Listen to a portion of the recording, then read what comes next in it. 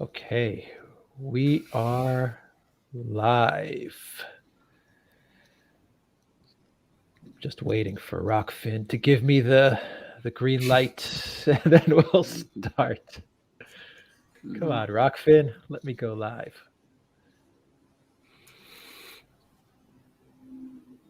All right, go live on Rockfin. Okay, welcome to another live stream. We have a lot to discuss with a lot of great people on this stream. We have Mhm. Alexander in London, the Oracle of London. We have the one and only Brian Berletic, and we are very happy and very honored to have Mr. Angelo Giuliano with us. Angelo, welcome to a live stream on the Duran. It is great to have you here. Mhm. Well, it's a great pleasure. It's I love your show. I Why am I into geopolitics?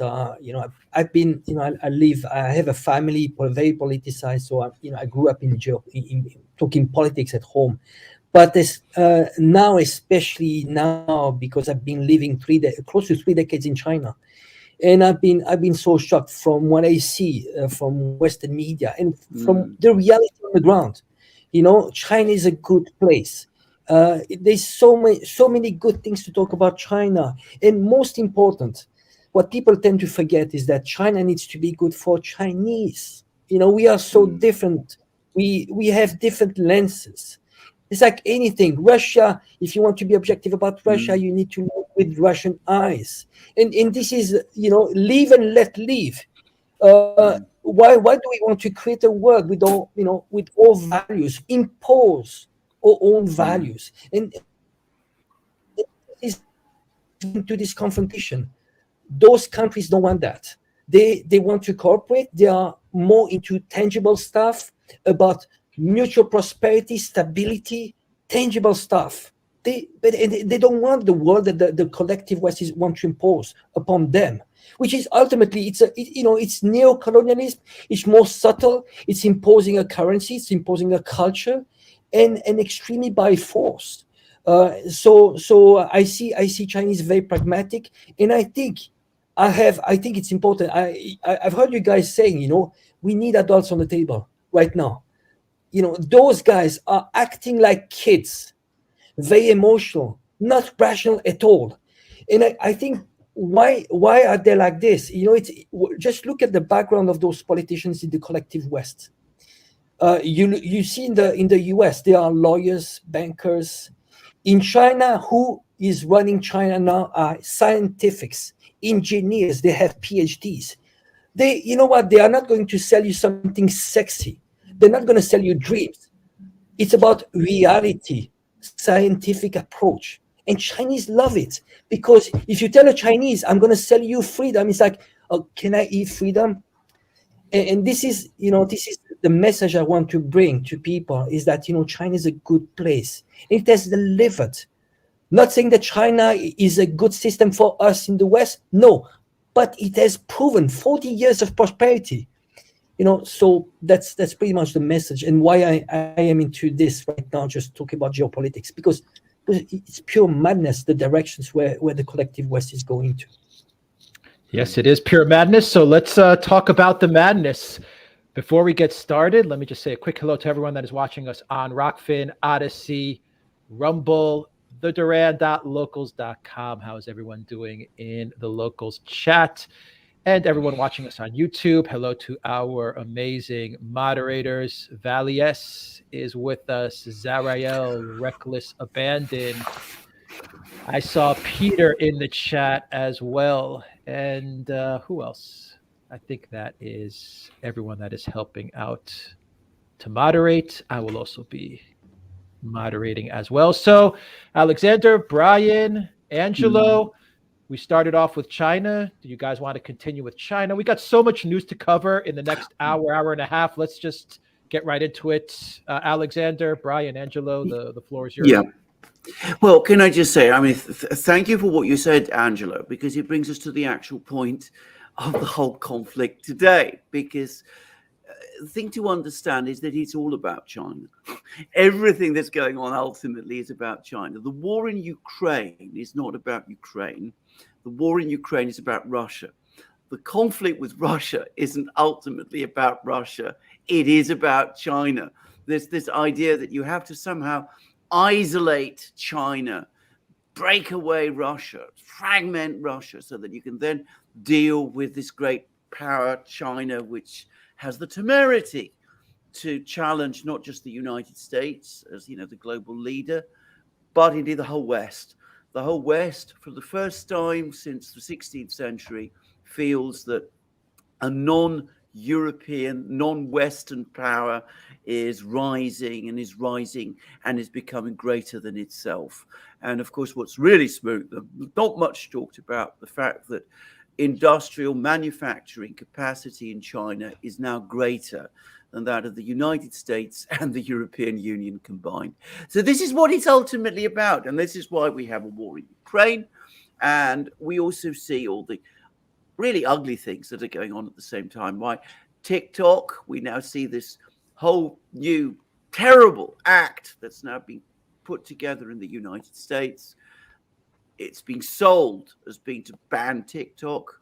Banning TikTok, we're told, is popular in Congress. Why is banning TikTok popular? I mean, what is it about TikTok that makes it so dangerous? I mean, I've never been able to understand that. The only people I know who use TikTok are basically teenagers and students. But anyway, nonetheless, it's apparently a massive threat because it's Chinese. And of course, at the same time as we're banning TikTok, we're going to pose all kinds of further restrictions on free speech, on the ability to use the internet. It's now going to be given kind of legislative cover to do all of that. So you have a kind of extraordinary sense of paranoia. This is how it seems to me it is about China. And I asked a rhetorical question a few weeks ago at a program we did on the Duran, which I said, people talk about the Chinese threat. What is this Chinese threat that we are hearing so much about? Is it suggested that China is going to invade Europe? Well, that's a preposterous idea. Is it suggested that China is intending to attack the United States? That is also an absurd idea. Is it about Taiwan? But we already acknowledge that Taiwan is part of China.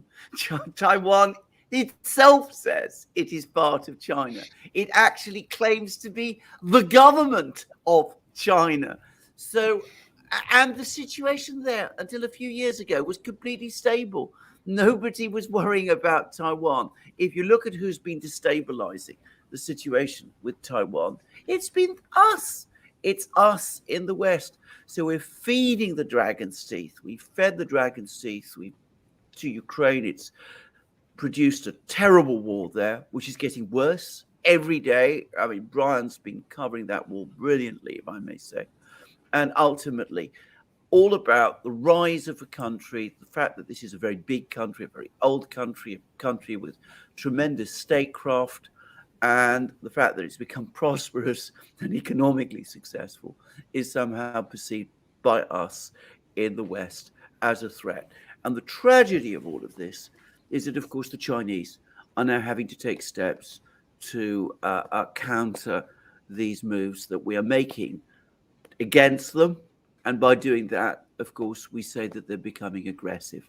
Anyway, that's my sort of summary of the state of things. I perhaps already spoken too much. Throw it back to you two gentlemen. I mean, I don't know what you make of that. Brian, Angelo.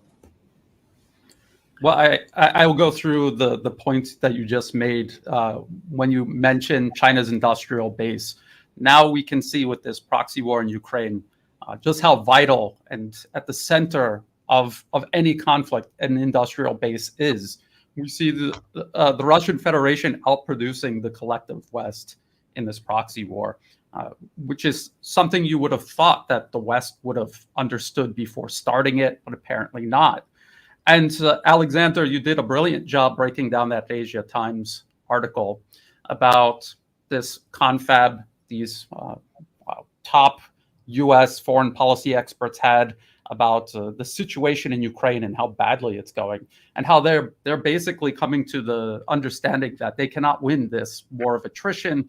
And the suggestions that they were making were beyond fantasy, sending something like 1,000 Abrams tanks or creating a foreign legion when they've already done that and it has completely failed. But the one that struck me as the most bizarre and fantastical was the idea that they should start putting pressure on China and begin some sort of additional confrontation with China through sanctions. They already admit that they did sanctions on Russia. They did not work. And now they want to do it on China because they think, well, actually, maybe China will have more success. And these are people who are incapable of learning from their mistakes. Now, the Chinese threat, it's very important for people to understand that it stems entirely from the United States and the special interests driving its foreign policy simply being unable to accept the reality that it will surpass the United States. Has absolutely nothing to do with some sort of military threat China poses to the US. If you read through their policy papers, they're very happy about the fact that China's military is configured to defend their territory. This is what gives them, in their mind, they think, the opportunity to launch some sort of blockade against China, far away from Chinese shores, but interdict shipping all else, everywhere else around the globe, and strangle them that way, specifically because China has not configured their military to project military power around the globe. You talked about how Taiwan was not an issue, and it's interesting because Ma Ying-jeou is on the mainland right now, or he was on the mainland doing this historic visit to the rest of China, and he was the previous president of the Republic of China on Taiwan, and he was moving everything toward economic integration, which is something I'll hand it over to Angelo to explain. But at that time, everything was moving toward a very slow, incremental, mutually beneficial reintegration with the rest of China between Taiwan and the mainland. And the US specifically disrupted that with the Sunflower Movement in 2014, and then installing Tsai Ing-wen of the Democratic Progressive Party into power and sponsoring her separatism. So maybe, Angelo, you could talk a little bit more about that, because I think that is crucial for people to understand, and I don't think many people do understand that. Yes, I think it's very important to understand the profile of Tsai Ing-wen. There are cables from WikiLeaks that you can find in dating back in 2005, where she had secret meetings with the AIT. AIT is American Institute of Taiwan, which is de facto the US Embassy in Taiwan. So she was already back then reporting to them, to the US. And then basically they constructed this image, I mean, basically the same as they did with Macron. They started, constructing this image. Oh, she's the new face of democracy. And of course, she was on Time magazine and so on. And then, so slowly she was, elected then in 2016. But why did she was elected? Because of the Flower Revolution in 2014. Which was funded by the US. And basically back then there was a critical time where Taiwan has never been so close to reunification, because it was this free trade agreement between Taiwan and mainland China. And so DPP, the party, pro-independence party, was elected. They elected the president in 2016 because of that. And then they did it again in 2020. Why Tsai Ing-wen was elected in 2020 was because of the riots in Hong Kong, which were funded by the US. And actually, there's a very strong support by the DPP of Taiwan. They even sent people to join the protest in Hong Kong. So she went from a support of 35% to 60% because of the riots that were instigated in Hong Kong. Because it's important to understand that the long plan of China is to create a one country, two system. And this is why they did this in Hong Kong, to show Taiwan as a case study, to show Taiwan, when you see Hong Kong, it's working well, one country, two system. But the problem is that Hong Kong had not enacted a national security law. So in 2019, during the riots in Hong Kong, you had actually basically, CIA agents running freely because there's no national security law. I mean, it was like, it was a big party there. We could do whatever we want because the Article 23 of the Basic Law of Hong Kong was not enacted. They had delayed this process, all along. So basically, they won twice. The DPP won twice in 2016 and 2020 because of the interference of the US. Now the big question is next election in January 2024, and that's a big question because the Kuomintang, the nationalist party, they're gaining support. They won the local elections, the last local election. But we need to be very careful because usually Kuomintang does much better in the local election than the presidential election. So there's this window of opportunity for the US because after that, if the Kuomintang wins the presidential election, this project of dividing China and Taiwan might fall apart.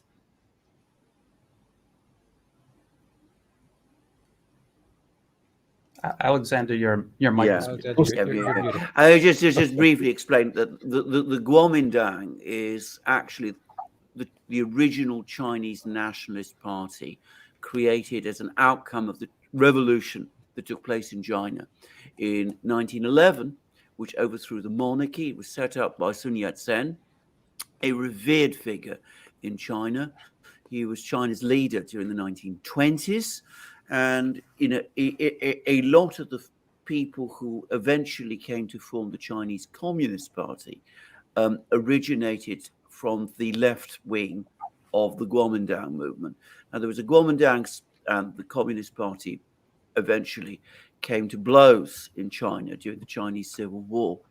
But the Kuomintang actually still exists in China, to the mainland China, to this day. There are still Kuomintang people in mainland China. There are still Kuomintang people in Taiwan. They all consider themselves Chinese and part of China. And of course, the reason why Taiwan became separated from China in the first place was because in 1949, when the Chinese Communist Party won the Civil War on the Chinese mainland, the then Kuomintang government, which it was fighting, relocated with US aid to Taiwan and established itself there, continuing to claim to be the government of China and retaining, by the way, China's vote in the United Nations, including the UN Security Council, right up until 1971. It's a somewhat tangled history, but that is the basic background. So from nearly all of Taiwan's existence as an entity separate from the mainland since 1949, it has been deeply committed to becoming part of China again. And of course, officially, it still claims to be the government of China.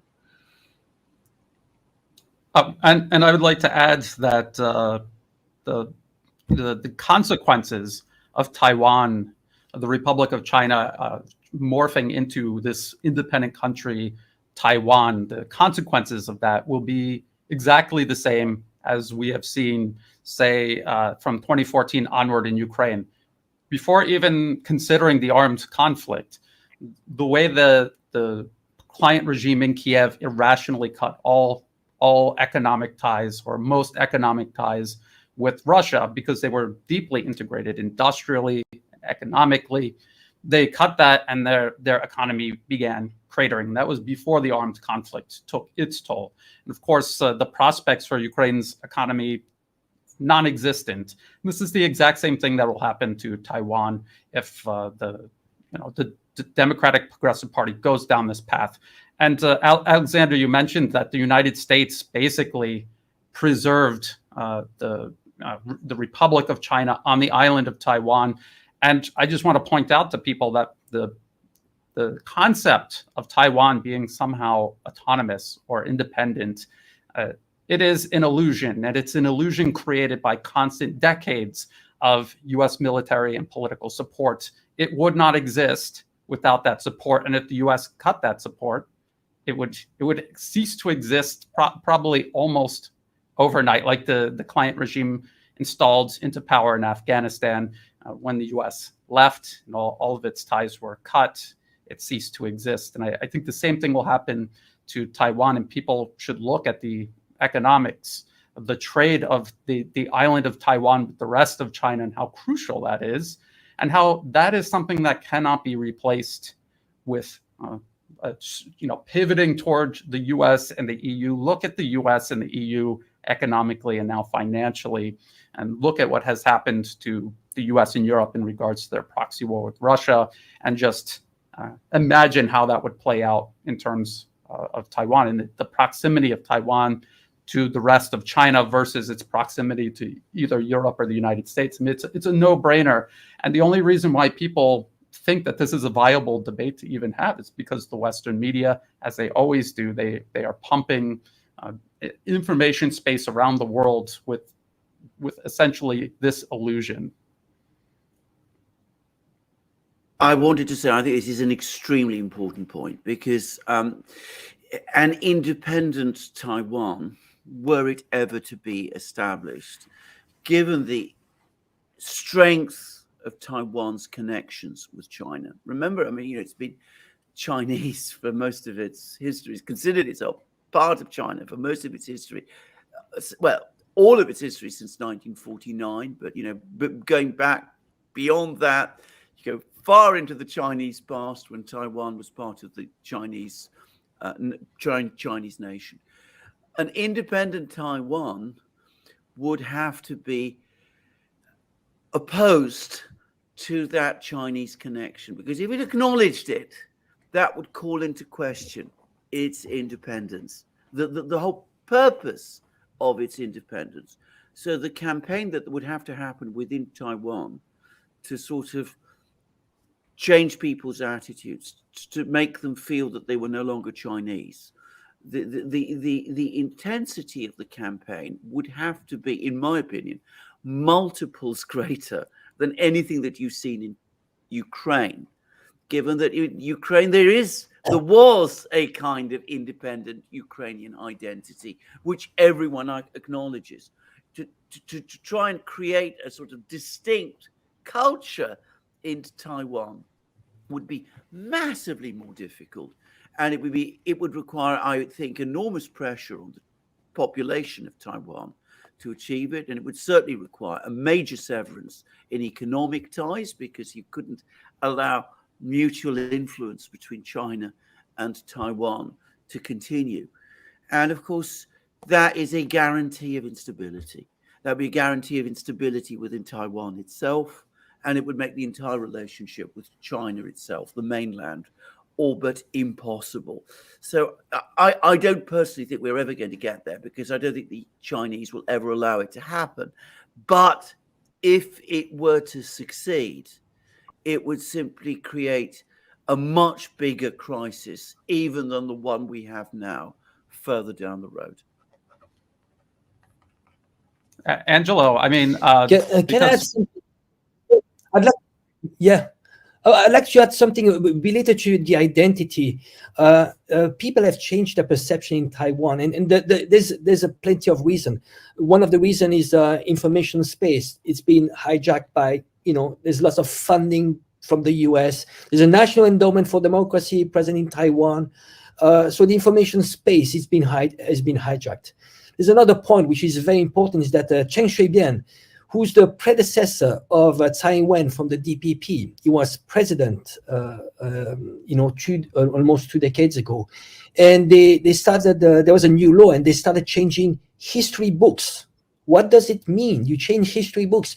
The whole narratives of kids that come out of school in Taiwan right now, when they read history books, they learn that Taiwanese history started only in 1949. And so now you have this generation, you see the demographic of the DPP, they're all young kids, and they believe in this new narrative of not having a shared history with China. You see, this is a very similar playbook to Ukrainians. Ukrainians, the first thing you do, change history books. Now Ukrainians, they have a different perception. I mean, if you read history books in Ukraine, I mean, it's so extreme. They might even say that Jesus was from Ukraine. It's just ridiculous. But kids believe that. You change history books. That's how you construct a new national identity.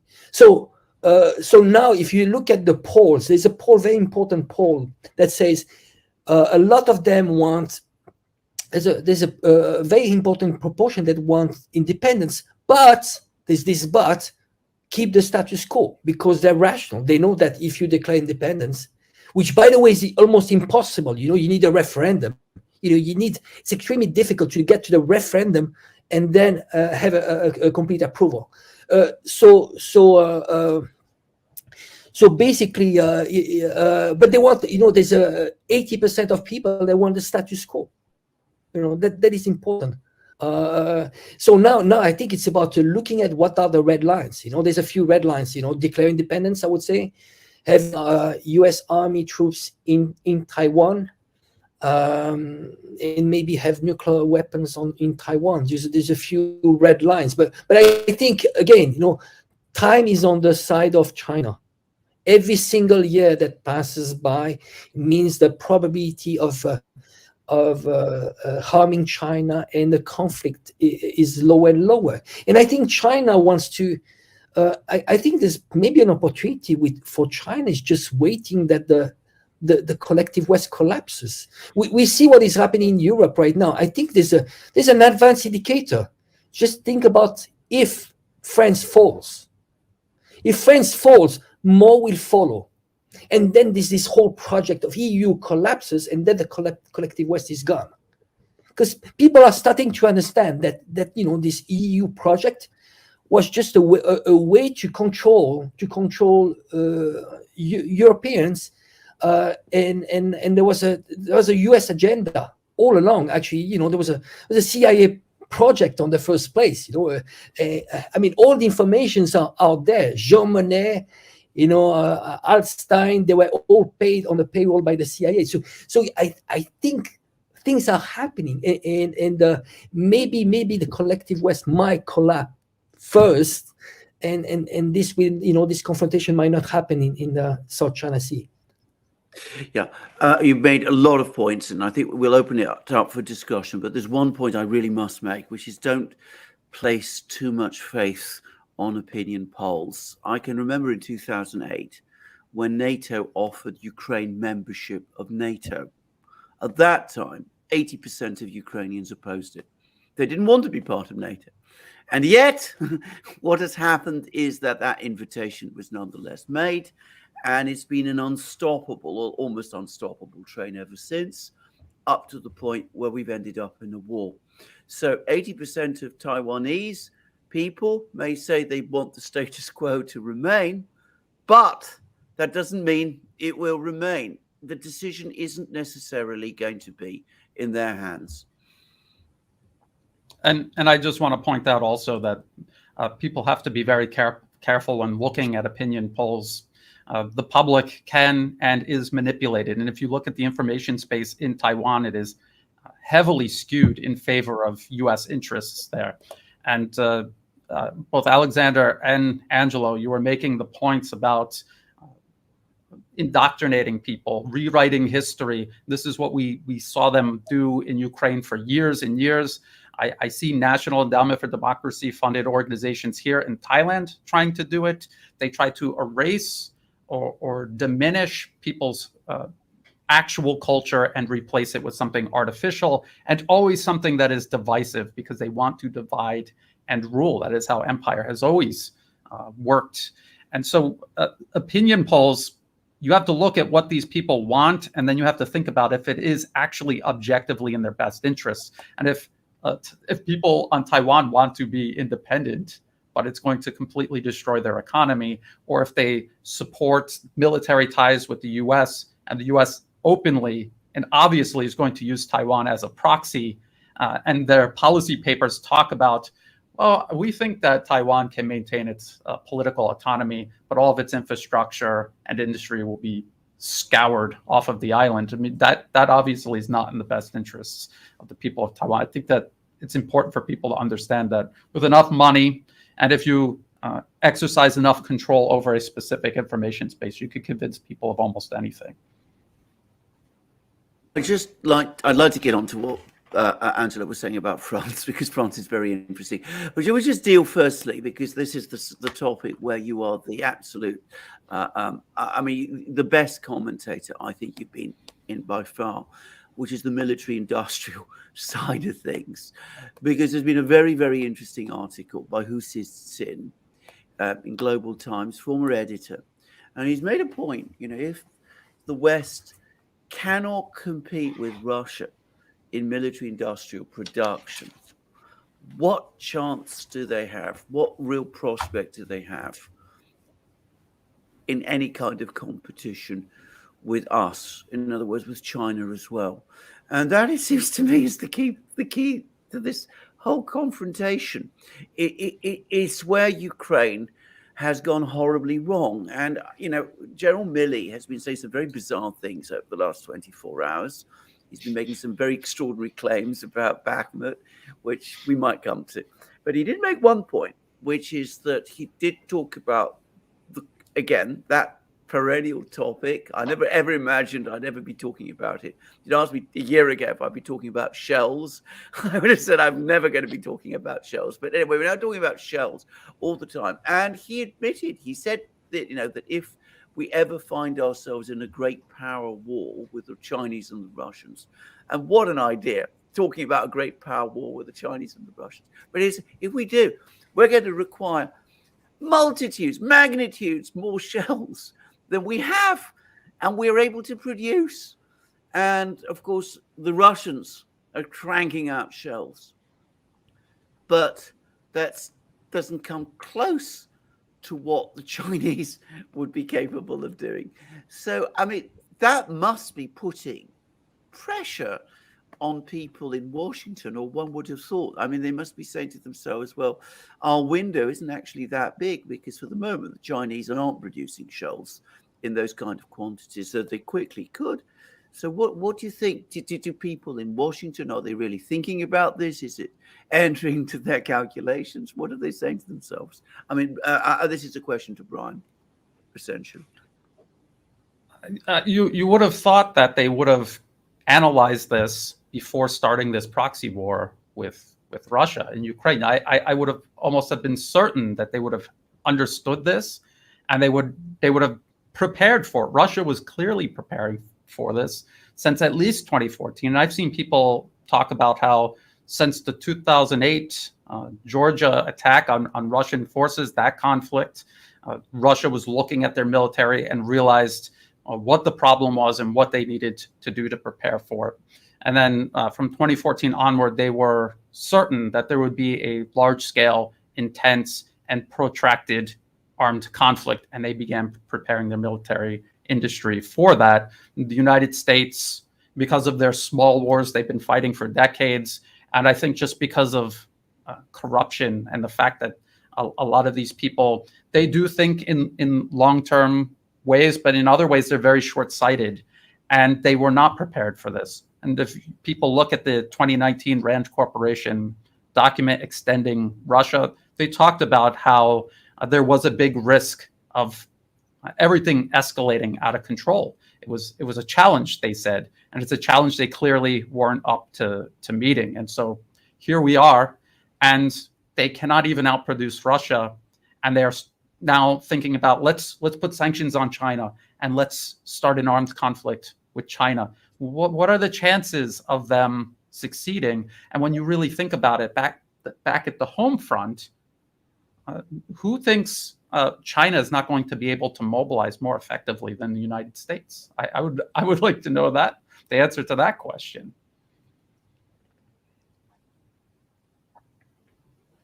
Angela, do you want to, somebody who knows China well? I mean, I've been there. I'm going to say I've only been to Shanghai, but my overwhelming impression is if you wanted to mobilize, first of all, an intensely patriotic people. That was my impression of the Chinese. And I don't mean that in a bad way, by the way. I'm somebody who's generally in favor of people being patriotic, but they're very intensely patriotic people. If they feel that China is being pressed on, I think that there would be little difficulty mobilizing. And you have to go to China, to Shanghai, to Nanjing, to the areas around to understand both the sheer scale and the organizational capacity, which is tremendous. But that was a superficial impression. What do you think about this, Angela? Well, it's interesting, Alexander, that you mentioned, people they get sensitive when they talk about patriotism. It seems like it has become almost like criminal for one person to love his own country. It's whenever you elect a president, isn't he supposed to have first as a priority his own citizens? Because that's why he's elected for. So being patriotic, I personally think it's a good thing. And Chinese, yes, they are patriotic. They're very well aware of their history, and they want to erase those 100 years of humiliation. But slowly, they're very pragmatic. It's very interesting how people also in China, leaders in China, they think in terms of the next generation. While in the West, they are focusing on the next election cycle. They're actually working not on delivering for what they were supposed to be elected for, but they're thinking once they're elected, how am I going to raise the funds for the next election? And for us, living in the collective West, it's a vicious circle of elect and regret. Every time you hope, there was Obama, he sold us some dreams. He told us what we wanted to hear. After, there's no accountability at all, So it's interesting how the perception of time for Chinese. I'm going to give you an example. Zhou Enlai, he met with a French politician in 1972. And this French politician asked him, what do you think about the French Revolution? You know what he answered? He said, it's too early to tell. That tells you how Chinese think. They think so much long term. You see this project of the BRICS, the BRICS, and the Belt and Road Initiative, and the purpose here is to bypass the Malacca Strait. There's recycle US dollar trade surplus. There's many. It's you with one stone you hit many birds. It's genius, and it's unique. In world history, there's never happened a project of such a scale. But you see, Chinese, when they talk about this project, they say this is not ambition for China. This is ambition for the world. And it's about expanding trade, and bringing stability to the world. You see those project BRICS, SCO. It's about security, how we can avoid conflict. And the Chinese, they have lots of idioms, and they're very interesting. You see how Chinese, they see, like every conflict, they say, look for what unites us and set aside the differences. And that's the main approach. Whenever there's a conflict, there's and when you look at the 12 points, there's so much wisdom. Just go point by point. They're looking for the essential. And you know what? We have differences. Every single person, even friends, have differences. But you put them aside, and we're going to work on that. And that's what they did with Taiwan all along. They say, you know what? We have this problem. Why don't we start working on trade? Because they know trade, business is power. Once you build up this connection, you build up roads, and we trade with each other, you are going to be most prosperous. Me too. It's a win-win, and we build out from that foundation. And I'd just like to add again, Alexander, your coverage of the Asia Times article about that meeting, and they're thinking that, well, if we start sanctioning China and they begin suffering, well, they're not going to like the idea of suffering on behalf of Russia. But in reality, I don't think there's any confusion at all in China at any level of society that it's it's a matter of self-preservation. It really, Russia's fate is tied directly to China's fate, and they fully understand that. They're not going to be looking at it in those terms. And we don't know who these high-level U.S. foreign policy experts were, but the fact that they are considered high-level and they think in these terms so departed from reality, it's very concerning, but it also helps explain a lot about what's going on. The Asia Times article said that some of them go back to, are people of cabinet who've held cabinet rank in the United States. So, very senior people indeed. And, the other thing about that was that it was all about great power positions. It was supposed to be principally about the conflict in Ukraine. But as the person who wrote that article, I'm going to call him Spangler, that's what he calls himself, was commenting, they weren't really talking very much about Ukraine, actually. They weren't really worrying about Ukraine. And can I just go back to the point that Alex was making at the start of the program, that this is an existential conflict, but it's now becoming existential for the West, because this conflict in Ukraine started. The assumption was it would be over very quickly. Russia would collapse like a house of cards. The sanctions would be too strong. No conceivable way the Russians could keep up with the West in military industrial abilities. Their technology was far inferior to the Western powers. Of course, it's turned out otherwise. So already a major problem for the West in Ukraine. In fact, going back to Alex's original points, far from the Russians being bogged down in Ukraine, it's the West that's now bogged down in Ukraine. We're struggling to keep up with what the Russians are doing. We can't find a simple solution to this problem. But that was our plan. That was our original plan. Isolate China, perhaps ultimately blockade it, block the Strait of Malacca. I was reading these already commentaries, I remember, in parts of the sort of neocon-oriented US media back in Obama's time about eventually imposing a naval blockade on China. But they've stumbled at the first part of their plan. China and Russia are drawing closer. Russia's getting militarily stronger. Its economy is being reoriented towards China. It's going to provide China with all of these raw materials. But they can't let go. They have to go on. They have to press on. They have to push Ukraine into more offensives, because this is the entirety of their plan now.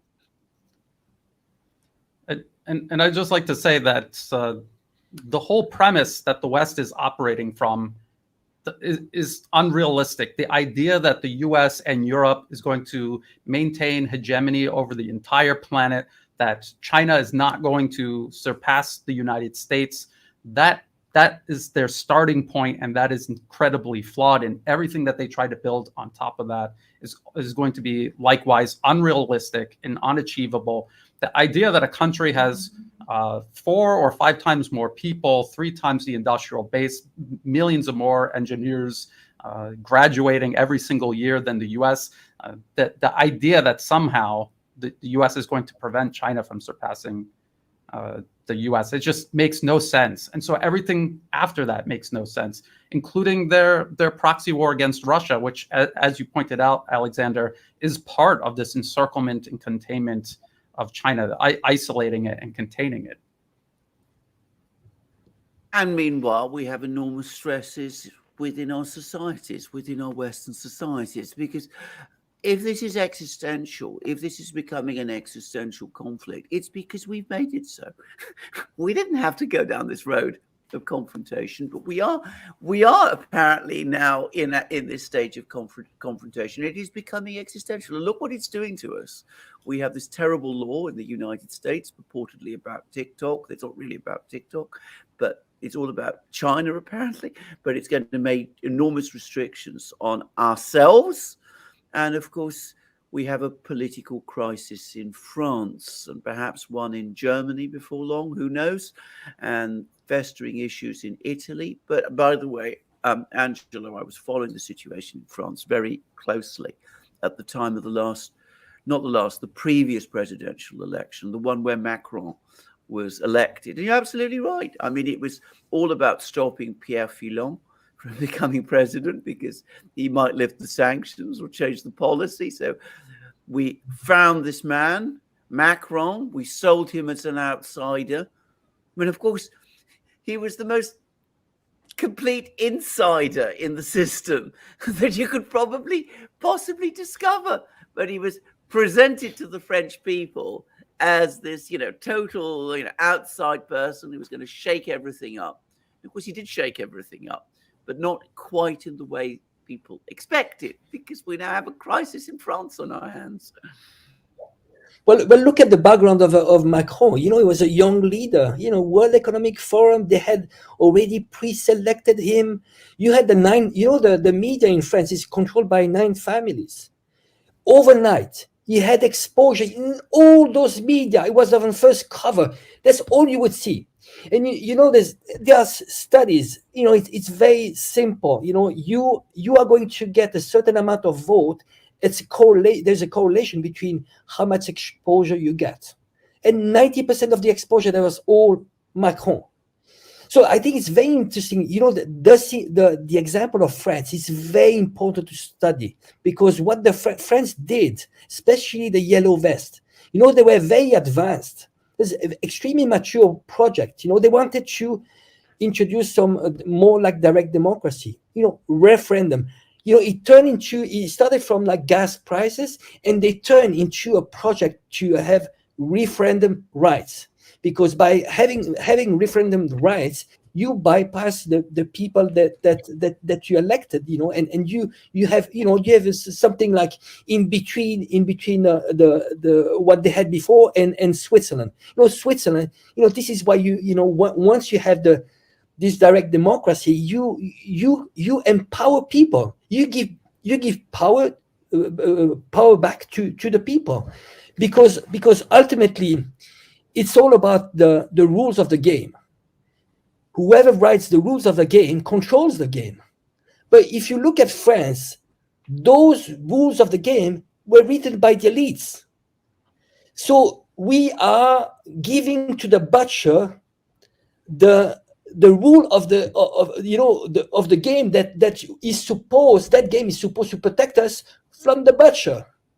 And that's what is happening. So ultimately, it's very important. That's what they wanted to do, was to rewrite the rule of the game and write a new constitution. So I think that's a good example, and I think it's very important also to see, to not only when we look at France, to look at the whole EU project, because ultimately, if you want democracy, I mean, again, democracy, you guys are Greeks, correct me, it's a demokratos, it's power to the people. The foundation of democracy is sovereignty. You can be left-wing, right-wing, you can have whatever policy you want, but if you don't have sovereignty, you cannot have democracy. And this is why we actually mention a lot, myself, Brian and myself. It goes back to that.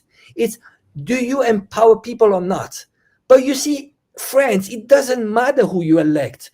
Decisions are made in Brussels.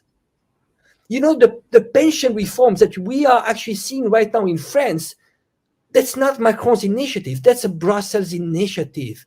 And they have to follow that. No matter who they elect, they have to follow that. So there's not the thing. It doesn't matter who you elect. I wouldn't vote in any EU country. Why? As long as you are into the EU, your vote doesn't matter, because everything is decided in Brussels. And what they did in Brussels, they replicated the system that they have in the US. It's a lobbying system, and they have legalized corruption, and the new name is lobbying and revolving door. You have those politicians that go back and forth, public sector, private sector, and they enrich themselves. It's enriching an elite. So the French, what they say? They say, we have exchanged one dictator, which was the king, against 1,000 dictators. That's what they did. But it's the dictatorship. It doesn't change, It goes back to always the same thing. Sovereignty. When what we do, I mean, with Brian, every time it's about, when we analyze a country, it doesn't matter who actually is elected. It's about looking at, does this country have sovereignty, and is there any foreign meddling? Ultimately, whoever's the elect, that's their choice. But if you want to respect those people, just leave them the right of self-determination.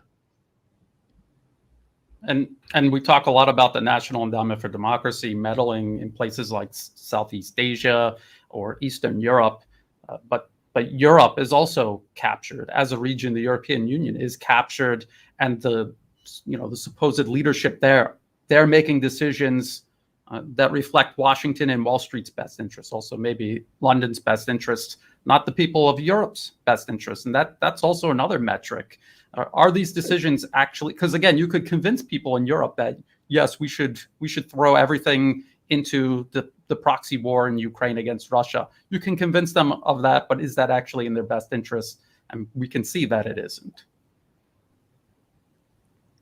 It's interesting you were talking about democracy in France. Shortly after the president, or rather his government, imposes a pension reform by decree, which is opposed by 70+% of the population, which the parliament refuses to vote for. And of course, we see the president, after he does that, hiding behind the riot police, even as the whole country rises up against him. But very, very difficult to change this, I would have thought. I mean, in spite of the fact, as I said, that Macron is massively unpopular, how do you get him out? I don't think it's at all straightforward, because, overthrowing the king in, was it 1789 or 1794, depends which date you want to pick. Well, you could do it because, he was the person who was the central figure in the system. But of course, Macron is not the central figure in the system. As you rightly said, he was parachuted in, he was placed there. He's accountable to these other people, not to the people who have voted for him, who he clearly doesn't think much of. But, how do you, as what you said, I mean, you have not one king now, you've got thousands of them, and they're dispersed in many places, and you can't go after them all. And of course, unless you do go after them all, which, as I said, is impossible, then, I mean, they still control the levers, and, they'll close the banks, they'll do all kinds of things. France would come under huge pressure if Macron fell and the pension reform were dispersed, and either Mélenchon or Le Pen were to become president. It would not be a straightforward thing to change at all. Well, it's interesting you mentioned Le Pen. I think Le Pen, there's a lot of speculation, but Le Pen was a construct image. It was a very useful opposition. So basically, you prop up, and right before the elections, you build this image, or like, she's the new Hitler. I mean, she's fascist and so on. Just it was a good way just to legitimate, like Macron. So you have useful opposition, and Le Pen is just a useful opposition. She's part of the system, same as Meloni. Meloni, she told us what we wanted to hear before being elected. Once she got elected, she was the first to criticize Ukraine war. We shouldn't get into this. Once she's elected, that's 180 degrees. You see, I didn't make the mistake of 360 degrees. 360.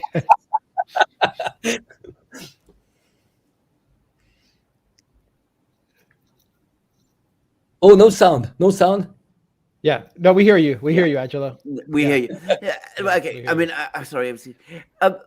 Perhaps let's focus on the big story in Europe, because, of course, I am in London, and very much in some ways, not both in Europe and outside it, but it does remain Ukraine. And I think we do need to look at where we're going, because, of course, the EU now has invested an enormous amount of its political capital in this Ukraine project. I mean, it cannot be overstated how much of their political capital is invested in it. I mean, if Ukraine falls, if Ukraine loses, if Russia conclusively wins, or worse still, if there's a Chinese mediation which brings about an outcome which the EU doesn't want. That's even in some ways even more disastrous. But if that happens, I can't imagine many of these leaders who've taken us into this adventure coming out, however strong their position is. Where do you think we are now with this conflict, Brian? Because I still feel that even though it's not the great conflict, it's still, if you like, the pivotal point in it. I mean, you've been following the war. You've got a military background, which I don't. Where are we? I mean, are we going to see this offensive? I mean, I assume we are going to see a Ukrainian offensive. What happens? What happens then when we see this offensive? What do we do? I mean, if it succeeds and if it fails, what happens when Ukraine burns up through all its remaining tanks and infantry fighting vehicles and runs out of artillery shells? Where is this all going? I mean, exactly. Whether they are successful or not, they're going to burn through all of their equipment and whatever remains of their trained manpower. Now, the title of this video is Existential Conflict, and we were talking about how can we change things. I think what it's going to come down to is this entire system. If you want to change things in France, you have to change what the EU is and its subordination to Washington. And all of this collapsing and some other system displacing it, replacing it, displacing it, I think ultimately that's where the change is going to come. And it is true that this proxy war with Russia and Ukraine is at the epicenter. And it's going to affect everything, including U.S. plans, military plans versus China and everything that they're doing in the Pacific and along China's periphery. We can see them preparing for this offensive. We can see how all of the things that we have all been discussing for a year now, how now even they are starting to realize it and come to grips. That whole Asia Times piece is perfect. And Angelo shared a CSIS article from, I think it was January, but they were admitting that they're out of everything. They're out of everything and it'll take years to replace it. And the solutions that they have for all of this is substituting, say, 155 millimeter artillery pieces and ammunition with 105 millimeter systems, which is just simply inadequate. They admit that even in 2025, when the US fully expands its artillery shell production, it's still going to be about a third of what Ukraine requires. Alexander, I saw you cover about the French doubling. Wow, they're going to double the amount of artillery shells that they send to Ukraine from 1,000 to 2,000, which covers one morning of one day in an entire month. I mean, this is where they are right now. They're going to assemble this huge force for this offensive. We don't know if it's going to be one single offensive in the direction toward Crimea or into the Donbas, or they're going to split it up like they did in the fall between Kharkov and Kherson. But I think it's important to study how those offensives in the fall went in reality versus all of the myths connected to it. And I think we can see clearly where the offensive is going to go, wherever and whenever it takes place. In Kherson especially, I think the fighting is going to be very similar there, where Ukraine lacks the long-range firepower to match Russia. They cannot afford to do this incremental and very careful inching across the battlefield. They cannot do that. So what they do is they take all of their armored vehicles, from tanks to Humvees, and they rush toward Russian positions in a dispersed manner, hoping that Russian firepower cannot be concentrated quickly enough to destroy all of these units before they come into range and inflict casualties on Russian positions. And they hope that they can inflict enough damage to compel Russian commanders to withdraw. That is what they were doing in Kherson. Alexander, I know you remember that Washington Post article where they were talking about how lopsided the fighting was in Russia's favor. And they talk about Ukraine. Oh, well, Brian, your take aged like milk. They got Kherson City. But in reality, that was a decision that Russia made. And if they wanted to, and they continued investing into the defense of Kherson City, I think they could have held it. It wouldn't have made any sense, but I think that they could have done it. So that is the basis they are working from. They think that was some sort of success that they can replicate in up to and including taking Crimea. I heard retired Army General Ben Hodges talking about how Ukraine is going to be in Crimea. I mean, back in Crimea by the fall. It's just fantastical thinking. Now, the offensive itself, I don't think anyone should underestimate what will happen. Russia does give up territory if they feel they will suffer heavy casualties, or they'll be cut off from the main grouping, or they'll be encircled and captured. So they could take territory. They could even take substantial territory. But as you were suggesting, once they're done with this offensive, they are going to have nothing left, and NATO has nothing left to give them. There is no another army's worth of equipment that they can give Ukraine. And that Asia Times article made a point that I'm starting to hear many in the West make. All of these troops that NATO trained in Ukraine from 2014 up to the start of the special military operation, they are gone. And now they're sending men into battle with 2 or 3 weeks of training, which is entirely inadequate. And just in case people don't know, a U.S. Marine, entry-level U.S. Marine, does 3 months of basic training, and I believe it's another 2 months of infantry training if they're going into infantry. That's almost half a year versus a 1 month of training that these Ukrainian soldiers are getting if they're lucky, and then being sent to the front. I should say we've been here before. Now, years and years ago, I mean, I don't remember this directly, but I studied U.S. history, and I did a lot about the Vietnam War. And I remember reading lots and lots of articles that were published at the time in the Vietnam War, during the Vietnam War in the United States, about the progress that was being made. And it was all about territory, the fact that we were gaining territory, we were engaging in successful offensives. If you tracked the coverage of the war in the American media, not just up to the Tet Offensive, beyond the Tet Offensive, contrary to what many people think, you would think that it was an extraordinary progress. They were winning all the time. They were gaining territory. They were capturing towns and capturing villages and clearing areas of the Vietnamese. The fact was, in reality, the will to fight, the ability to keep going, was just draining away. It was actually a war of attrition. And I think even in 1960s, it was clear that the US wasn't really configured to fight wars of attrition. And of course, it's far less configured to fight them today. And that's the kind of war the Russians are fighting. They're fighting a war of attrition. Alexander, I want to mention one thing. How did the US manage after the debacle of Vietnam? Well, what you do, you do some cool Hollywood movies with Rambo, and ultimately, you have average Joe in the US, next generation, they'll think they won that war. The same as World War II. How did you get to the point where 70 years later, the collective West is convinced that the US saved us from the Nazi? That's how you do. You are going to brainwash the whole population to say, well, we didn't lose that war. It's so outrageous, the lies they're telling us. You guys saw what even at the UN, the spokesperson at the UN, he even say, well, we don't have, there's no US personnel in Syria. And sadly, the thing is that there's such a low level of awareness. People ultimately, they learn through mainstream media lies and Hollywood, and that's how they will manage. And I think ultimately Ukraine, well, it's not going to be a debacle. We are going to manage just to turn this in our advantage.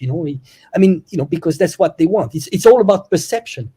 I just want to add one thing. You mentioned Brian just before.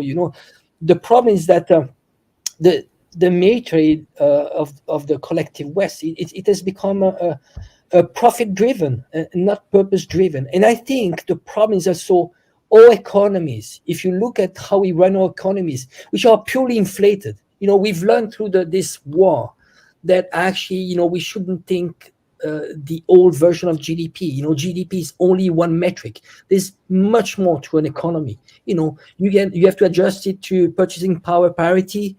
And then you need to look at tangible stuff. If it's services and so on, what does service do if you are at war? Plus, I think, I don't know if you know Emmanuel Todd. He did some studies about like this new version of GDP. US GDP 18% is healthcare. China 6% is healthcare, but China is delivering, meaning that the metrics are getting better every year. Longevity. People live longer in China than in the US. Longevity going down in the US, but how can you explain that you have 80% of GDP in the US that goes for healthcare and only 6% in China? The answer is inflated GDP because overpaid people, doctors, surgeons, lawyers, and so on. So the metrics are completely off. We need to unlearn and learn a new way. And I think this is a very good example. What has highlighted this Ukrainian conflict is that the collective West is not as strong. The army. The problem is that army should be for a purpose, not to make money, because ultimately it was about enriching the military-industrial complex. And you see, it's a huge corruption, system. When you have Austin, I mean, those guys, they sit on boards of a meter. They are supposed to serve the people in the US, and they're sitting on boards. They're going back and forth, revolving door, on the boards of military-industrial company. So their job is find ways to sell more weapons, not to defend the US. It's very interesting you say that, because it brings me back to that.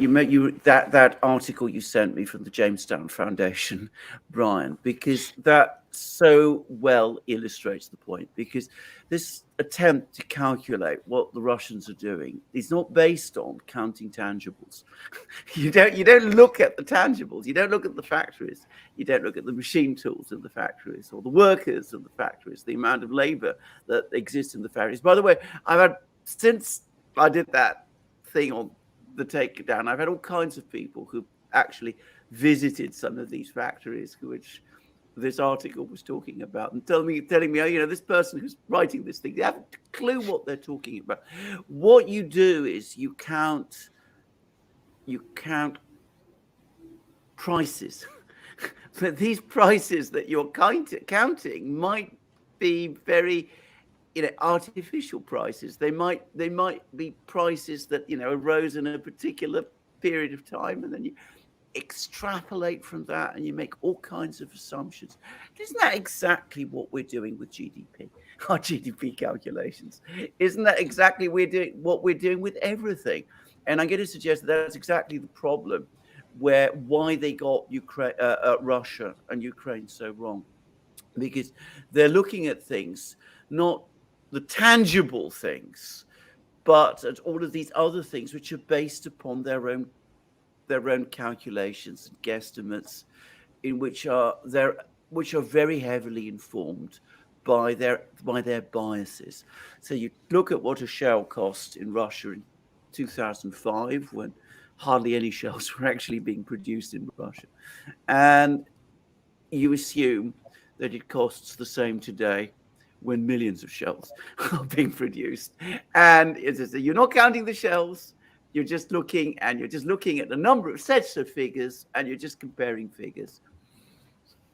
And what was funny about that was, even with this very flawed methodology, they still indicated that Russia has been completely outproducing the US since 2014, 2015. And when you look at it, well, they're almost, according to them, almost at 1 million shells a year. And you look at how flawed the methodology is, and then you hear, say, the Russian government say, no, we're making millions of shells a year. It's very easy to believe that. And the Novoya Gazeta article about Russian tank production, they attempt to make it out as if Russian industry, they can only make 850 new and modernized tanks. 850 is a very large number. It's more tanks than Ukraine's going to be getting. And they're all tanks that Russian crews are trained on, have been training on for years. Their technicians have years of experience maintaining them, and their logistical network is it solely exists to sustain them on the battlefield, versus the hodgepodge that the West is sending Ukraine, where virtually they have a category for main battle tank. That should be just a couple, maybe. They have a multitude of tanks. They all require different spare parts, different kinds of fuel, different kinds of ammunition. That's a separate logistic line for each one of these tanks. It's absolutely madness. The fundamentals of waging war, especially a modern war, standardization is done for a very important reason.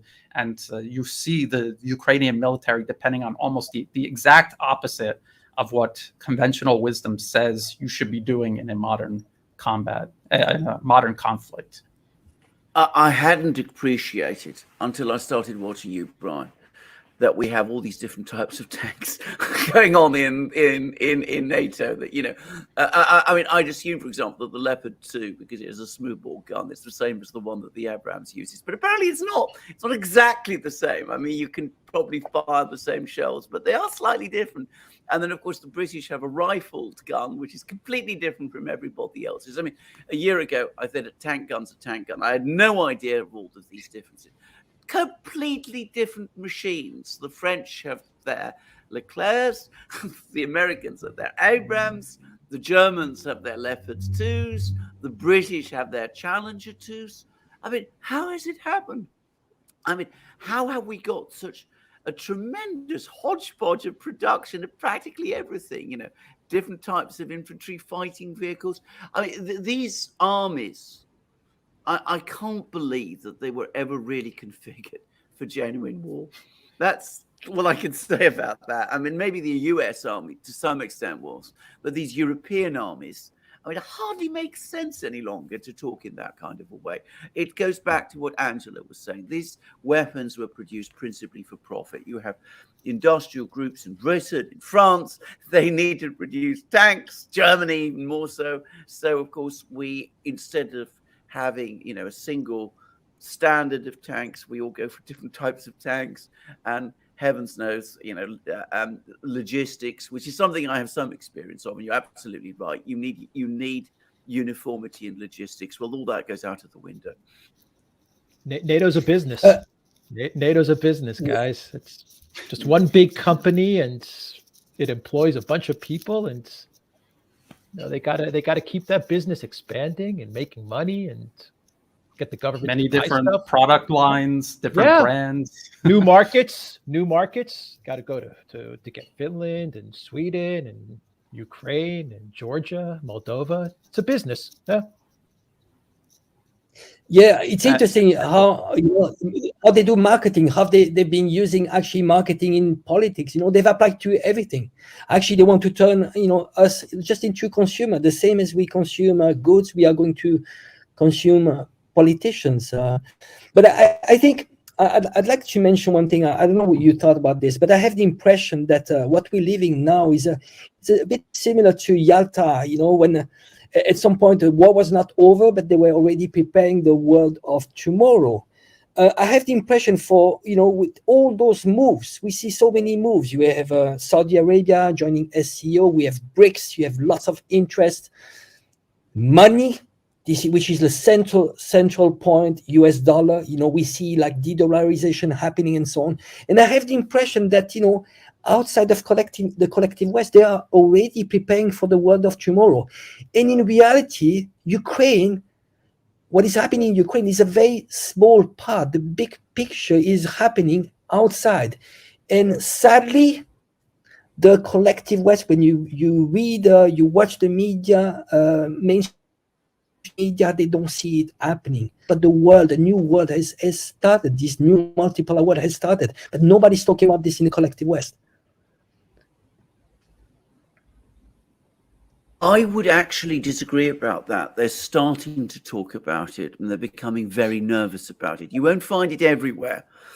You won't find it. I mean, The Guardian doesn't talk about it, for example. I mean, they're on a completely different planet from everybody else about these things. But you are starting to see increasing numbers of commentaries talking about this. And I mean, the rise of China has spooked them. Of that, no question at all. because coming back to what you were saying before about controlling people's perceptions, you lose a war, but you pretend you won a war. You can do that if you're able to control the entire information space. And in order to control the entire information space, you need the power that goes with that. If there are other powers that are greater than you, that starts to become very, very difficult. And so that's made them much more nervous than I've ever seen them to be before. Also makes them, I have to say, more dangerous. We are starting to see in the Financial Times, Wall Street Journal to some extent, parts of the American media a little bit more. People are starting to worry that, you know, this is slipping out of our control. So what you do, you try and tighten up, you try and control even more, and you send more tanks to Ukraine because that's your only policy at the moment, even as you correctly said, the rest of the world moves on. And the fact that them sending more tanks to Ukraine, they're talking about all other kinds of weapon systems that they should send to Ukraine, but they're missing this fundamental problem where you cannot just send a new weapon system into a country for an army that has never used it and just expect them to be able to use it. Yeah. Quite clearly, they cannot. I also, not to keep going back to that Asia Times article, but I think it is a good reflection of how the collective West's leadership is looking at this. They're talking about we should be giving them weapons to strike deep inside Russia. And at the same time, one of them admits that Russia could mobilize up to 1.7 million reservists. Do they not understand that by attacking deep into Russia and causing real damage and stirring up the entirety of the Russian population is going to, it'll be a gift to Moscow, enabling them to mobilize even huger numbers of men when otherwise it would be very politically difficult for them to do so. So they continue to paint themselves into this corner further and further. Everything they do is working against them. They have no good ideas because the only good idea is to just stop pursuing this unsustainable policy and reorganize and reorient yourself for a role among the multipolar system rather than trying to impose yourself upon it. So it's not going to work.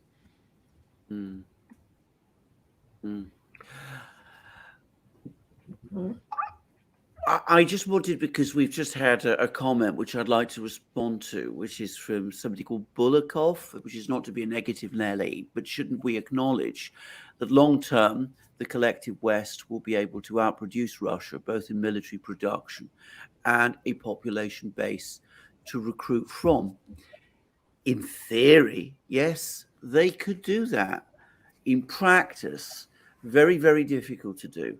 And can I just say, there's been a very interesting article in the Financial Times on precisely this very, very point. And it talked about the immense difficulty of putting the West on a military mobilization track.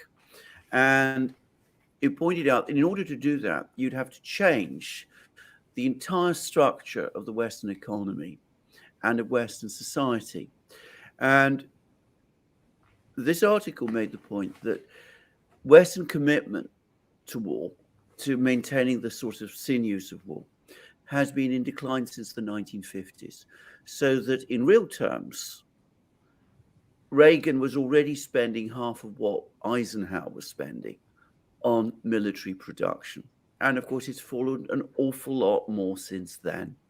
In order to change that round, in order to put everybody on a kind of mobilization track in the West, in order to assemble the kind of reserves, in order to put the industrial base on a different lines, that would be a titanic effort that would take decades. And that's just Russia. I mean, you know, if you throw in China, which already has a bigger industrial base than the West already has, it's not going to happen. They can't get pension reform, Alexander, in France. No. They're not popular enough to pass pension reform. And pension reform, you need to be popular because you're going to lose a lot of political capital when you pass something like pension reform, which in a lot of countries is a real issue and has to be done. Russia and Putin, Yeah. they got it done, and Putin took a hit to his popularity, no doubt about it. He took a big hit to his popularity. They can't get petro reform in France. How are they? Can you imagine the French, the Greek prime minister? I couldn't imagine him coming out and saying, we're going to be on war footing, everybody. Forget about it. It's not going to happen. Well, if they want to mobilize European economies, the collective West economies, don't they have to, at some point, to declare war? I mean, I don't see. At some point, if you do not declare war, you won't have the popular support to sustain. To increase, to turn into a war economy. At some point, unless there's an attack from there's a false flag operation. There's Article 5 of NATO. But they need, in order to mobilize that's my opinion. I don't know what you think, Alexander. No, I agree. I mean, it would have to be a war. The only way you could mobilize on that kind of scale, transform societies, transform economies. I mean, you could do it, but I mean, you would need a war. But a war against whom? And a war in a world where there are nuclear weapons. I mean, it is an almost inconceivable situation, even for some of the people who are in charge today. I think that there would come a point where, even with this deeply corrupted political class we have now, the brakes would come on in order to stop that. I'm going to make a point here. Again, I'm going back to the 1960s, when in some ways, the United States had a much bigger industrial base than everybody else in the world at that time. It's much better configured to war than it is in some respects today, far better configured. It had much bigger military in terms of the personnel, proportion of the personnel, all those things. But even then, in the 1960s, the United States very quickly found, in the late 1960s, that it could not sustain the level of military production and the level of popular mobilization that it needed in order to prevail in Vietnam. It started to cause massive strains in the economic system, which fed through into the huge inflation of the 1970s.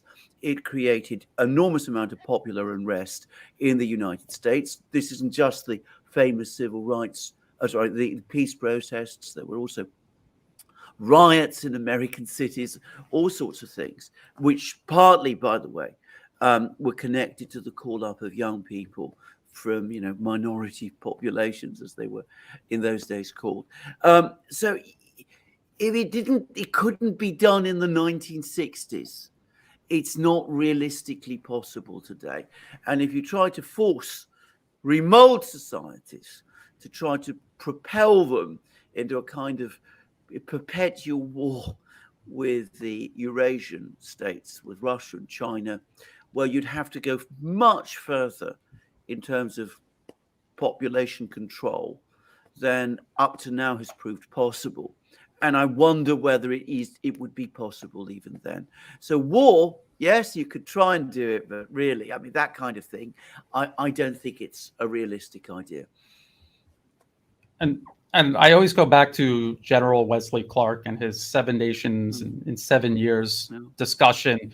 And what he was basically explaining was that the U.S. was trying to reshape the world before Russia reemerged and China rose, and that they're out of time. That never came close to being completed. They're completely out of time. Russia has reemerged. China has risen. That what options do they have left? And going back to Alexander, what you were saying about restructuring the way the Western economy works, these are arms companies that are obsessed with maximizing profits. And when you read articles about expanding artillery shell production, you can see how hesitant they are, because they know that that is an investment that is going to cut into the bottom line, and they don't want to make it unless they're going to be paid up front for it. They understand that having expanded industrial production 5-10 years down the road, and you're not producing that amount anymore, that cuts into your bottom line. They don't want to do it. So again, it's all backwards. The defense industry is supposed to answer to the state and serve the state. In reality, it is in the West, it is the other way around. and this is the outcome. Absolutely. It's important to understand that we have the economic system we have today in the West for a reason. Our societies have shaped the economic system in a particular way because it is beneficial to those who have power.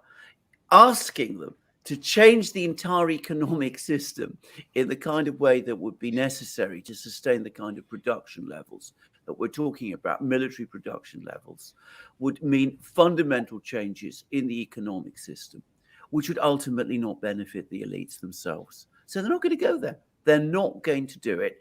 What else they're going to do is another question. And we must never forget that if we're talking about Western societies, putting aside, the elites and their dreams of world hegemony, there are options. And there's one obvious option, which is to seek peace. Peace is the option. We go back to what we were talking about at the beginning with Angelo. There is no threat from China. China isn't going to invade the United States. It's not going to conquer Europe. Russia has no interest in doing it, and it lacks the means to.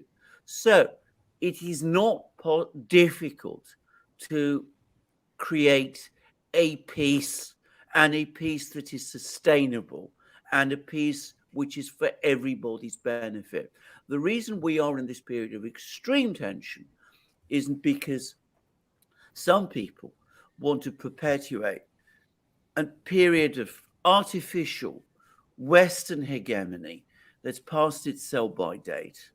And by doing that, they're introducing enormous tensions into the international system. Absolutely. I absolutely agree with that. That is spot on. I think also culturally, you mentioned all society, Western societies. I can see Ukrainians fighting in trenches, Russians fighting in trenches. I could see like easily Chinese just fighting, giving everything. They love their country.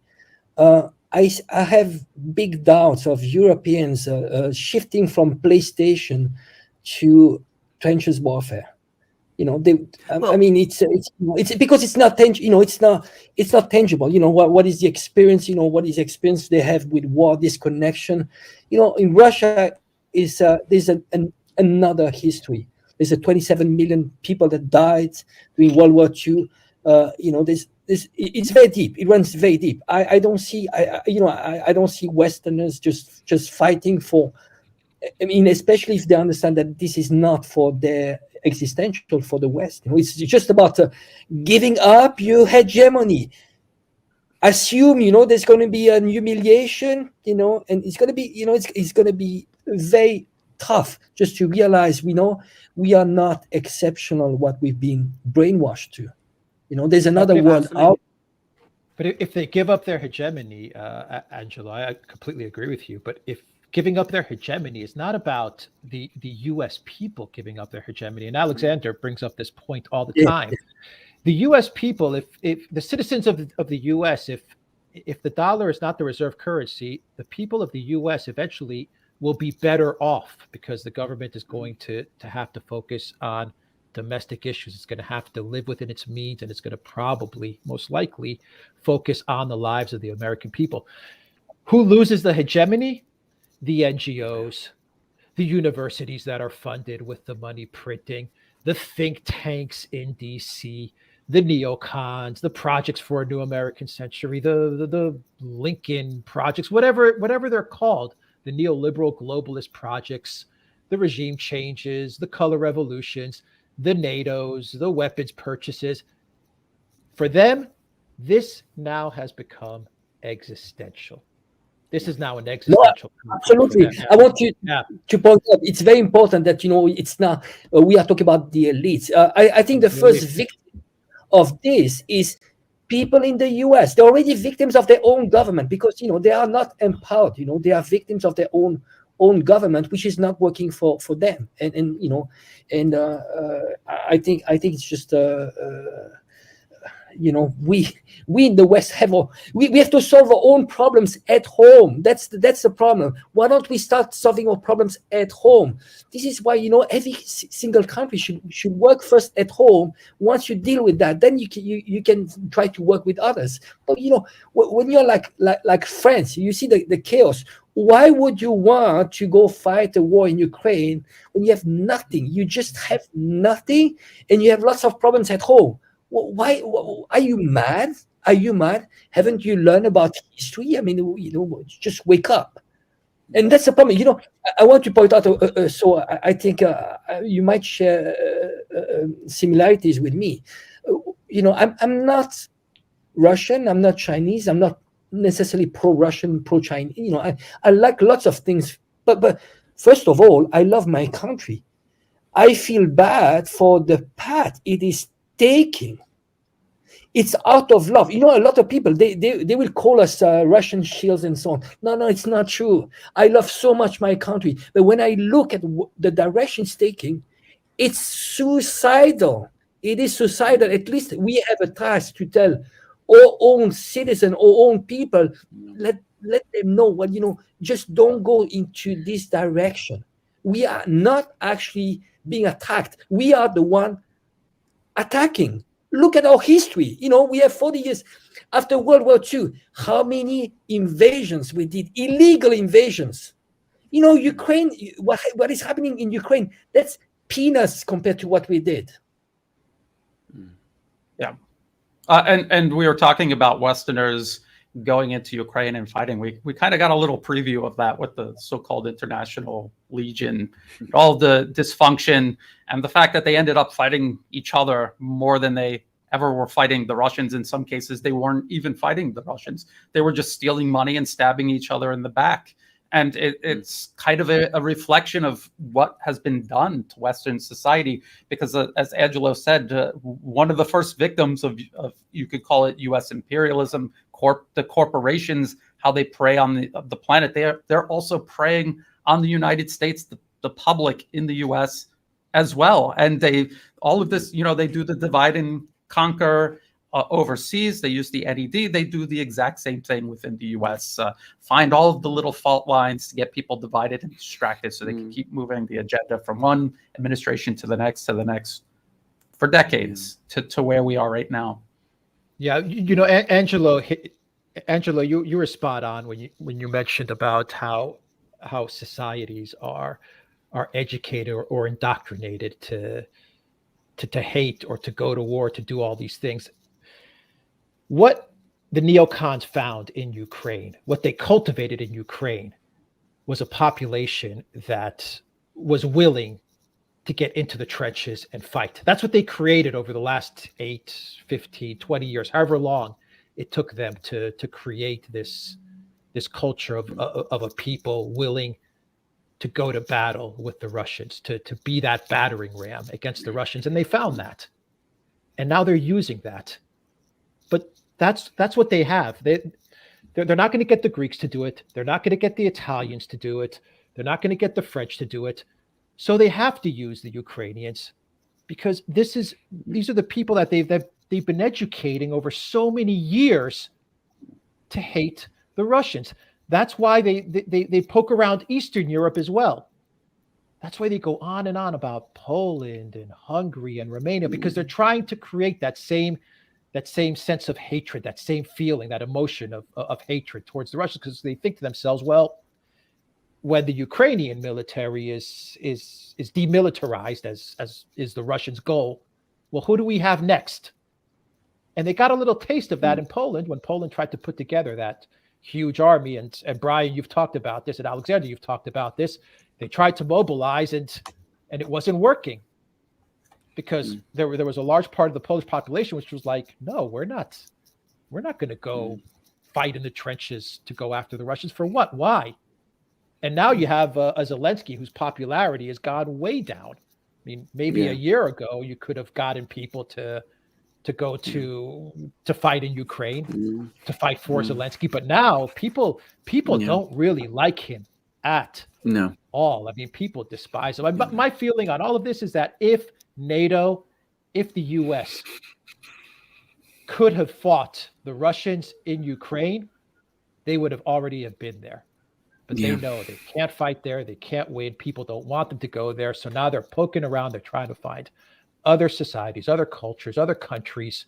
Who can we get to go in there and fight? And they've got nothing. That's my sense of it. I could be completely wrong, though, but I don't know what you guys think. I think they don't have any other options left other than what they have right now or what they're training in the UK or wherever else, Czech Republic, whatever. I agree, and I'm going to say something else. I mean, going back to that Asia Times article, you saw it. I mean, this is one of the reasons why they're so angry, because, I mean, they sense that this is their last throw. I mean, it was what Brian was saying a couple of programs ago on his channel, that this offensive is their last-ditch effort. I mean, beyond that, they're out of cards to play. And I think that is absolutely correct. One thing I have to say about this, which is the other thing, which I would mind if Brian commented about this. One of the things that's been profoundly shocking to me over the course of this year is that American generals, and I really mean, American military officers, the chairman of the Joint Chiefs of Staff, the defense secretary, who is, after all, a former general, can just go forward and straightforwardly lie about something as important as war. I mean, I never believed, I would never have believed that was possible. But I cannot believe any longer that, I mean, listening to Milley's his last comments, I can't believe any longer that he really believes most of what he's saying. And I think fundamentally, I think he knows, just as Alex said, that the game is almost up. They cannot physically, militarily, or economically win, but psychologically they're incapable of losing. And just look at the proxy war in Ukraine against Russia, and then look at the U.S. proxy war against the Syrian government and how that went. And I think there's a lot of similarities. I also think that the state of the U.S. military occupation in eastern Syria, the very precarious situation that they are in right now, that is a reflection of how weak the U.S. is militarily around the globe. They have to save certain capabilities for this war they're preparing for with China that they can't afford to commit to any kind of intervention in Ukraine or Syria. And now they have to pick between maintaining their occupation in Syria or the entire Middle East. That is right now, that's basically their keystone, holding everything up there. Give that up, or give up their proxy war in Ukraine against Russia. And it may actually be possible that they can't do either. So I think it's important for people to understand that. And General Milley, he can't tell the truth. I mean, he's not telling the truth because he can't tell the truth. What is he going to say to the public? We're out of weapons. We're done in the Middle East. We probably just sank the EU, and it really doesn't look good for fighting China either. I mean, he could say that, it's true, but politically, he couldn't get away with doing that. Yeah. Well, that's overstretching. Yeah, so 800 bases around the world for a country that is 4% of the world's population. And you see, I think if you really look at spending, even though the US outspend the next 10 countries in military spending, if you are just in purchasing power parity, and if you look at all the corruption and the overstretching, when you have 800 bases around the world, that costs a huge amount of money. Ultimately, I wouldn't be surprised that the levels of Chinese spending, defense spending, and the US is probably the same, just because there's not a waste and corruption. So it's just, I think we're living in an anomaly. What we've lived in the last 100 years was just, in history, an anomaly where you had, by accident, if you really look at what happened, World War II, everything was destroyed. They sold weapons to both sides. They supported the Nazis at the beginning, and then they shifted to a Lend-Lease agreement with the USSR, and they came in when everything was over. And I have the impression sometimes that they wish they could replicate that. If you really look at how did they set this up, there's a Lend-Lease agreement started in World War II. They did I think with the UK, and then with the USSR. They are doing that now with the Ukraine, and they have a land lease agreement with Taiwan as well. Isn't it a hope? Maybe there's a hope we can replicate what we did. We are going to destroy Southeast Asia, fight China to the last Taiwanese, if not enough to the last Japanese and Koreans. They'll fight all war. Europe to the last Ukrainians, last Polish, and the last Europeans. In the meantime, we are going to supply, we are going to finance, and we'll come out when everything will come in when everything is destroyed. This may be a hope, it's a replica of what they did in World War II, where they emerged with 50% of the world's economy. They had 75% of gold reserve. Is there maybe a hope of maybe we pull that off on World War II? Maybe we can do it, and I have sometimes also, I don't know what you think about this, but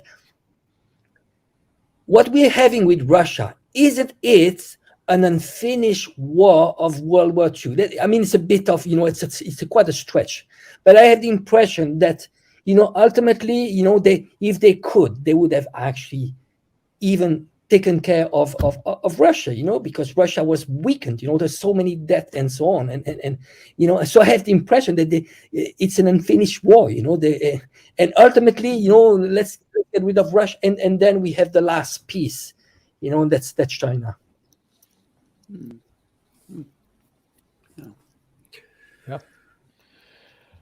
Yeah. Agreed. Do you guys want to wrap it up? We've been going for an hour and 40 minutes. Before we wrap it up, I do have two questions that I would one to Brian and one to Angelo real quick, and then we'll wrap it up. Brian, I'm not sure who asked these questions, but they stuck with me through the live stream. The first one to Brian is, how come Russia doesn't create another front in Ukraine from the Sumy area, from the north, moving down towards Kiev? I think right now at this point, they want to concentrate their manpower and their equipment. They want to concentrate it in such a way that they're pulling in Ukrainian forces and destroying them as efficiently as possible. I think that's what we see in Bakhmut and now Avdiivka. When you extend the line of contact, you're stretching everything out, and you're actually putting yourself at a greater disadvantage. That was part of the reasoning behind getting Russian forces out from the west bank of the Dnieper River in Kherson City to concentrate everything along. Make the line of contact as short as possible, which makes it easier to concentrate. People have to realize it's artillery, it's tanks, it's counter battery radar. All of these systems are necessary along the entire line of contact. The longer it is, the more you need, the less effective and the less intense it is anywhere along the line of contact. So if they did that, then they would be dissipating the amount of force they could bring to bear someplace like Bakhmut. All right. Thank you for that, Brian. And Angelo, someone wants to know, what do you think about the efforts from, did we lose Angelo? Sometimes his internet goes in and out. Maybe he'll be back. Let's see. I'm okay with doing a couple of questions. Okay. There was another question, I believe, from Lada, who asked about elections and the effect on, can elections prevent the WEF, I believe. That was the question. Will elections be able to prevent the WEF from obtaining more power in groups like this in the West? The World Economic Forum is just one of many institutions, organizations, and mechanisms used by what is essentially an oligarchy of giant corporate financier interests. These corporations create these think tanks. These think tanks and these forums are interlocked, and they come to some sort of consensus because it is a large number of people involved in these corporations on the board of directors, the shareholders. And so they use these think tanks to come up with a consensus. They use lawyers to transform it into a bill. They use lobbyists to bring it to Washington and all across the EU to be signed off on. And then they use the media to sell it to the public. That is actually, at least from my perspective, that is how Western foreign policy is done, essentially. Right. So that, elections and the WEF, I mean, it's a whole system. Yeah. Okay, so let's do one final question, and we'll sign off to Angelo. What do you make of the trip from the Spanish Prime Minister, from Ursula Macron to China in order to pull China away from Russia? What are your thoughts on these trips? Oh, I think pulling China away.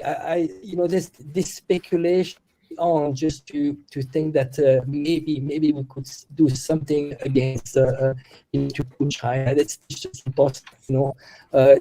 China future is linked to what is happening with Russia. They are linked. They are linked. It's existential for both of them. They need each other.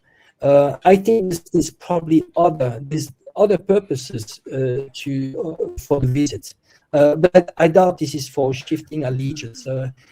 China and Russia are in a de facto alliance, and you see what is happening with BRICS. With the structure, the de-dollarization. They have started a long time ago, already. 8-9 years ago, they started working together because China knew all along that what will come next will be China. After Russia, they are going to go after with China. So they saw the whole picture. Actually, I would say that China has been ready for the last 50 years.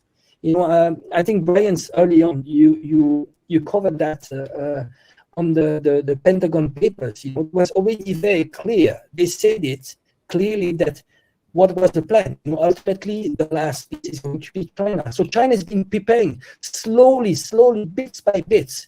I even sometimes have some doubts about, this in the 60s antagonizing the USSR and China. Maybe China was actually playing smart. You want to be on the side of the US. You need funding. You need transfer of technology. Well, let's fake it just to be some kind of ally of the US against the USSR, and that's how they got the seat at the UN. It was a very smart move. So we need to look at the long-term plans. And so alliances, sometimes it's very superficial. It's the same as Turkey. Turkey is in NATO, but Turkey de facto is not aligned with the collective West. In 2016 there was a coup against Turkey. Erdogan, he knows what's going on. And sometimes, what they say? They say, be close to your friends, but be even closer to your enemies. So we need to be extremely careful. On appearances, we saw it, Saudi Arabia, they saw it coming. They signed a security agreement 2 years ago with Russia. They saw it coming, and the US was not going to protect Saudi Arabia. I think we've lost Andrew. Okay. Let's wrap it up. Just throw my brief comment about this. I mean, we're going to get all these European leaders trooping to Beijing to meet Xi Jinping to try to get him to connection. Yes. To just say they're going to try to wean him away from Russia. And Biden has been trying to set up a telephone call with Xi Jinping for 5 weeks. Is it my connection? Yes.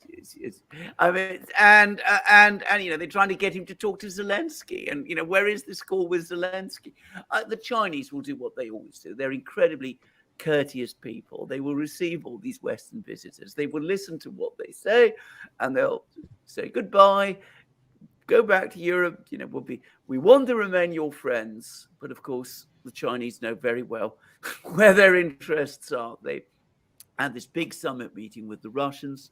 The meeting between Lula and Xi Jinping has been delayed, but apparently it is going to go ahead. There has been an announcement today of some big economic agreements involving Chinese currencies once more. That's where the real weight of Chinese policy is.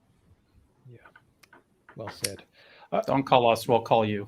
Yeah, exactly. All right, let's end it there. Thank you very much to Brian Berletic of the New Atlas. Brian, I have your information in the description box down below, but I will also add it as a pinned comment. But what is the best way for people to connect to you? I just search in YouTube, the New Atlas, and then in the video description of every video is all the other ways you can find and follow my work. And thank you so much for having me on. It's always an honor and a pleasure. Thank you very much, Brian and Angelo.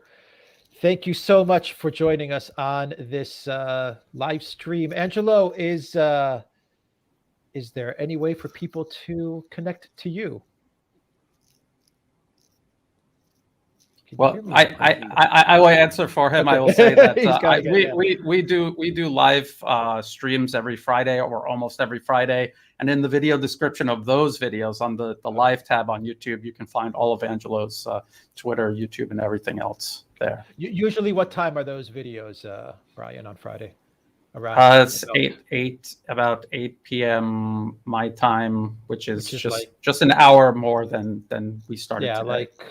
like 1-2 o'clock London time, around there. Yes, okay, great. So, like great. Definitely watch those live streams. They're fantastic. They are on the New Atlas. It's Brian and Angelo, and they cover just about everything that has to do with geopolitics. A really, really great live stream. Alexander, Brian, any final thoughts before we sign out real quick? Thank you to everyone on Rockfin, Odyssey, Rumble, theduran.locals.com. Thank you so very much to our amazing, awesome, great moderators, Alexander, Brian. Final words before we sign off for the day? Well, I just get to repeat a point that I've just made. I mean, there is an option, there is an alternative, and that is to seek peace.